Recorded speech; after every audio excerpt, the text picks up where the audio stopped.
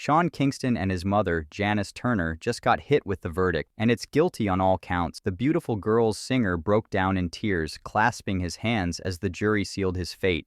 And his first words? Protect my mother. Kingston and his mom were convicted of a $1 million fraud scheme, scamming luxury cars, high-end jewelry, and even a mattress company. Yup, not even beds were safe. Prosecutors say Turner was the mastermind, calling the shots while Kingston played the front man. And get this, Mama Kingston has a history. She already served time for bank fraud back in 2006. Remember when feds raided Kingston's mansion in May?